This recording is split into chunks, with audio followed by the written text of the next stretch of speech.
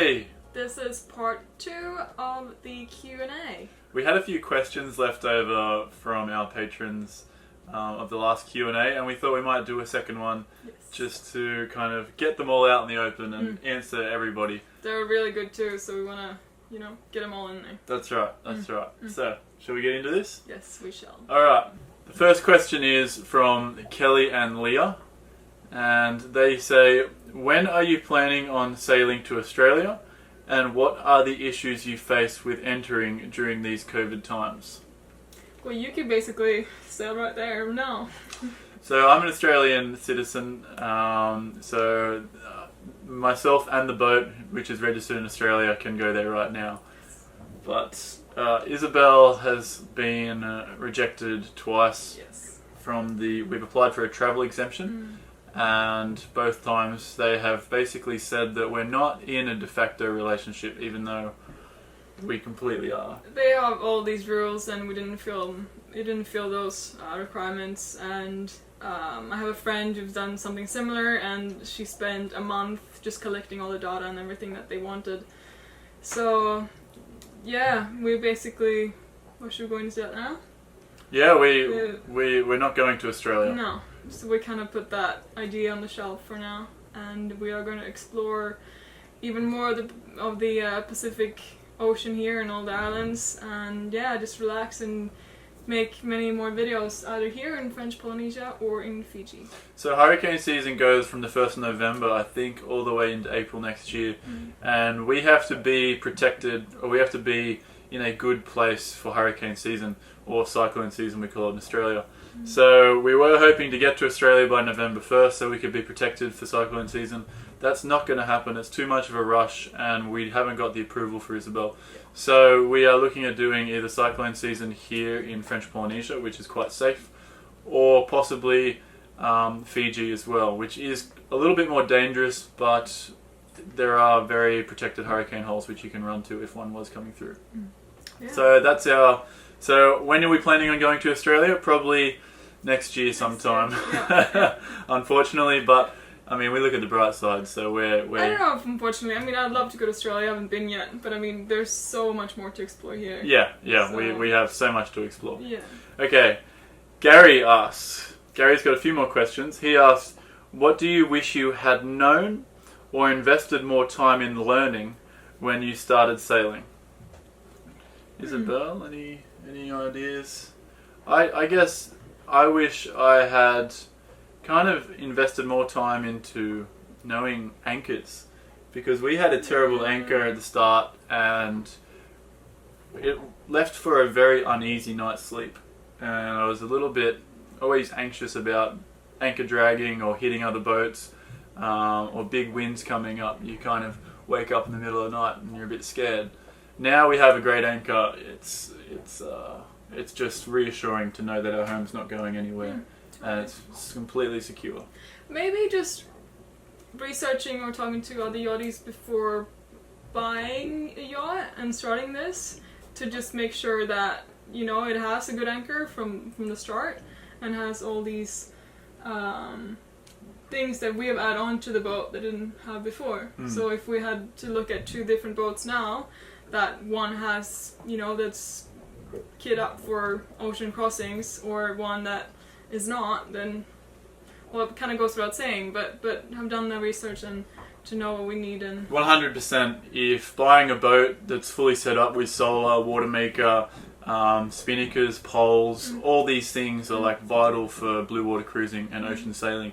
So yeah, 100%, if we were to start again, we might look for a boat that's pretty set up instead of buying a boat that's not set up and having to do everything ourselves. So yeah, no, great answer, baby.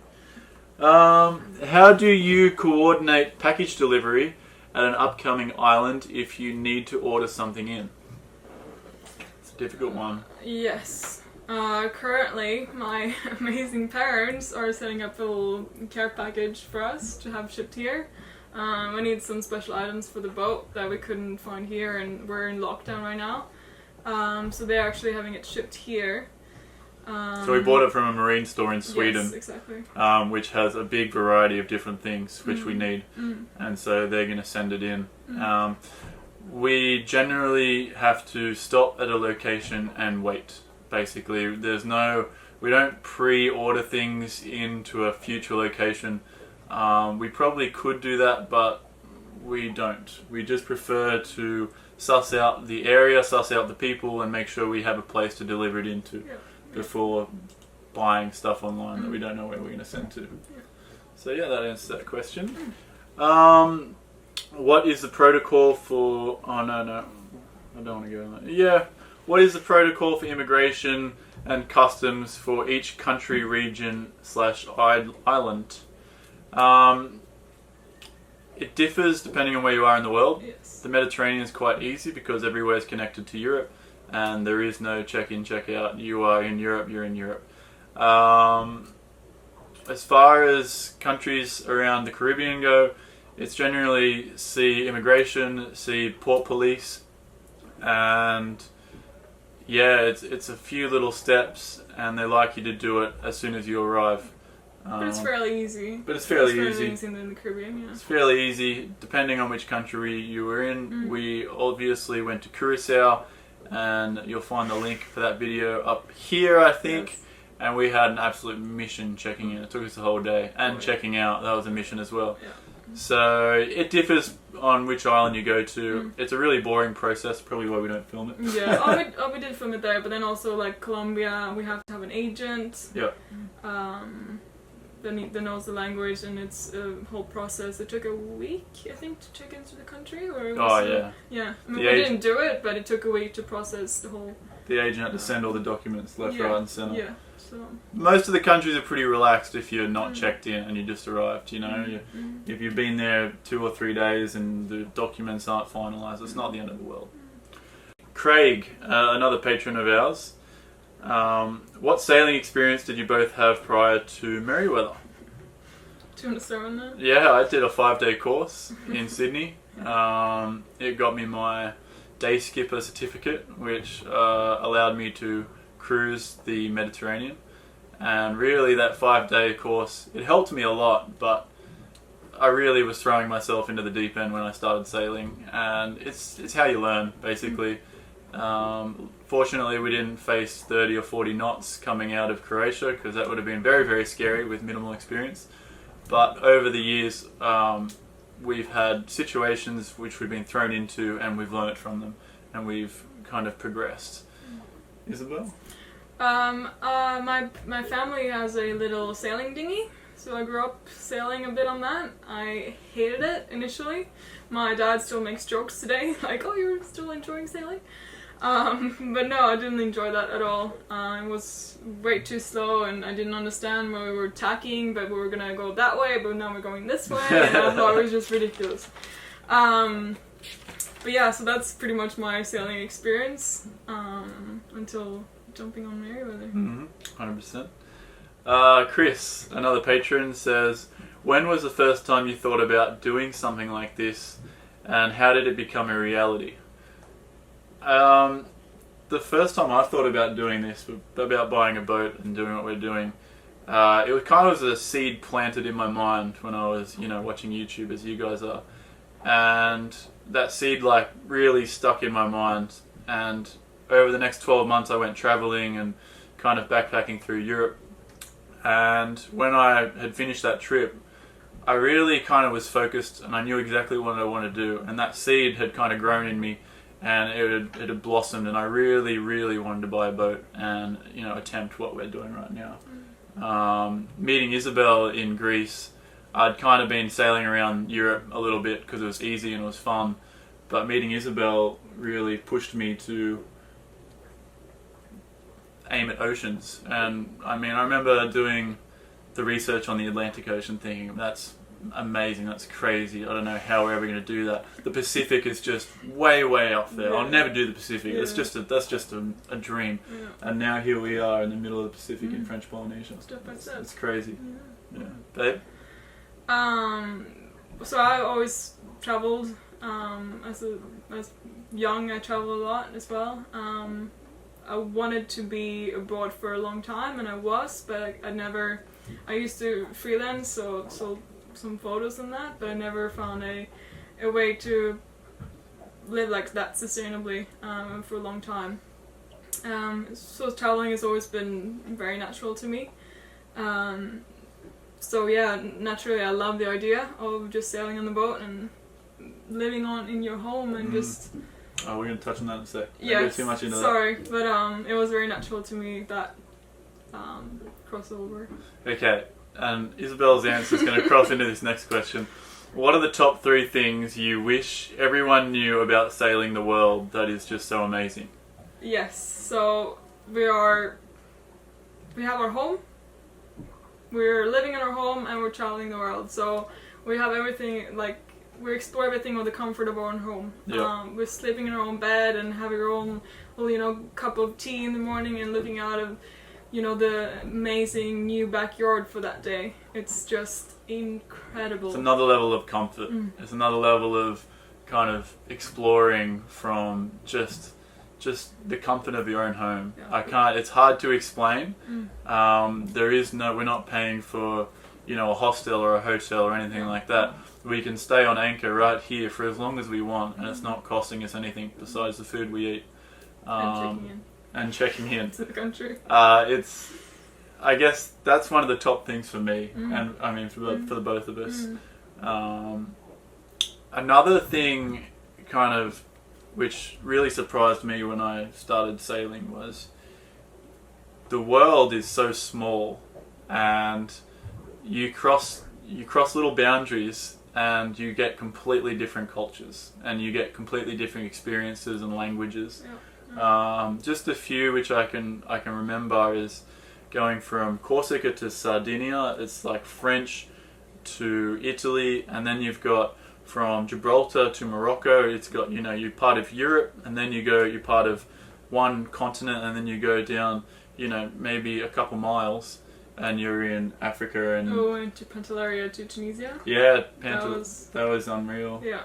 Totally different. It's just one day sail, and you're in a completely different place, completely different outlook on life, religions, culture, everything. So I think that's one of the top things for me, that we get to experience that. We don't have to go to an airport. We don't have to stand in line, check in, and all that kind of crap. And we don't go to like the most famous towns either. We can just rock up to like a little village and explore that. I think that's also amazing. 100%. Have we got a third? What are the 3 things you wish everyone knew about sailing the world? Self-sustainable. Yeah. I mean, we use the wind when we're sailing, and we have a lot of solar panels, so that's our energy source. And, we collect the rainwater, so we drink a lot of rainwater, and when we don't have much rain, we'll go seek water on shore, and that's generally pretty free. Sometimes we get some coconuts from the palm trees and that. Maybe some fruit from other trees as well. That's incredible. It's a lifestyle which we have fallen in love with, isn't it? And get our joys from fish just underneath our home, and waves just across from our boat, and we do to put off the food scraps into the back of the boat, and then you'll see all the fish just dart up. The sucky fish. It's incredible. I've never seen that before. And they love it, And the last question that we've got from Gary is, what is the most surprisingly cheap and surprisingly expensive items found in remote islands or remote atolls? And it is, I'm going to say this, it's not easy getting fresh produce in the French Polynesian atolls and most atolls around the Pacific. It's very difficult, and it was one thing that we really struggled with, because we do like our fresh food. We can live off tin stuff when we're crossing oceans, but when we get to land, we really want to enjoy fresh food. We were sailing from atoll to atoll for internet and for fresh groceries. That's pretty much like what we was going for. I have an example of wine. Here, a bottle will set you back like 10, 11... No, more than that. Like an average bottle is like $15 to $20. Yeah, but I bought one the other day, it was 11. So. Oh, there you go. You're anyway. Bargain hunter you are. Alright. Well, $10 to $15 dollars. And when we were in Martinique, it was €2. So a difference like that. We get a lot of Australian oranges in that here. Everything's And imported. Not everything, but we do like to eat some oranges. And I think we bought 4 or 5 for $10. So that's pretty pricey.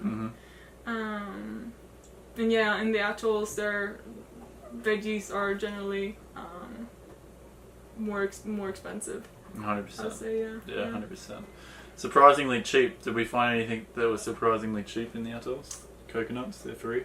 Yeah, coconuts. No, here nothing is really cheap. Yeah, it's unfortunate. Oh, fish. Isabelle doesn't really eat fish, but through Nukahiva, if you got to the fisherman in the morning, you could get a kilo of tuna for about $5, which is fairly good, no matter where you are in the world. So fish is surprisingly, well, not surprisingly cheap, but it is cheap. And yeah. That's all the questions we have left, guys. Thank you for watching. Thank you for writing in, all the patrons that left a question. We're going to do this hopefully on a regular basis and keep you all guys kind of informed and what's going on with us and any big questions you have. Yes, sounds good. Alright, we want to definitely thank once again everybody for supporting us, everybody for watching these videos. We can't tell you how much we appreciate it. Thank you so much, guys, and be safe out there. See ya. Side by side our fears are done. All the good times just begun.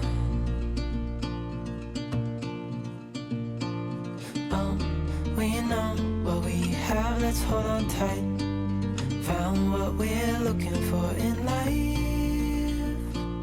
Call us crazy, but things are finally right. With you and I, the future is bright. This is not ready, hang on.